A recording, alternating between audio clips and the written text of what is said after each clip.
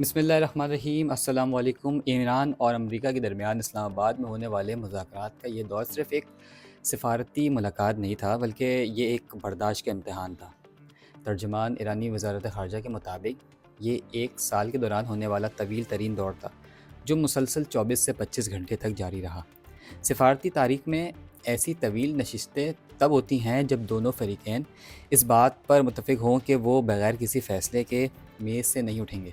یہ 25 گھنٹے اس بات کا ثبوت ہے کہ نائب صدر جے ڈی وینس نے اور ایرانی وزیر خارجہ نے ہر اس چھوٹے سے چھوٹے نقطے پر بحث کی ہے جو دونوں ممالک کے درمیان کشیدگی کا باعث ہے۔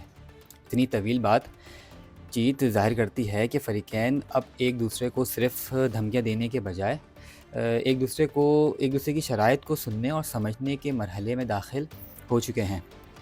اس کے ساتھ ساتھ دیکھا جائے تو اسماعیل بقائی کا یہ بیان کہ دونوں فریقین کچھ معاملات پر اتفاق تک پہنچ گئے تھے ایک بہت بڑی خبر ہے، لیکن اس کے ساتھ ہی 2-3 اہم ایشوز کا ذکر یہ ظاہر کرتا ہے کہ منزل ابھی دور ہے۔ ماہرین خارجہ امور کا یہ خیال ہے کہ جن امور پر اتفاق ہوا ہے وہ ممکنہ طور پر قیدیوں کا تبادلہ ہو سکتا ہے یا منجمد اثاثوں کی جزوی بحالی بھی ہو سکتی ہے۔ تاہم وہ 2-3 ایشوز جو ڈیل کی راہ میں رکاوٹ بنے، ان میں غالباً ایران کا جوہری پروگرام، اسرائیل کی سیکیورٹی کی ضمانتیں اور امریکہ کی طرف سے مستقل پابندیوں کے خاتمے کا مطالبہ شامل ہو سکتا ہے۔ ترجمان نے واضح کیا ہے کہ نقطہ نظر میں ابھی بھی اختلاف موجود ہے، جو یہ ظاہر کرتا ہے کہ دہائیوں پرانی دشمنی ایک ہی نشست میں ختم نہیں ہو سکتی، لیکن اتفاق کی بات کرنا ایک مثبت شروعات ہے۔ اگر دیکھا جائے تو اس پورے منظرنامے میں سب سے اہم موڑ پاکستان کا مرکزی کردار ہے۔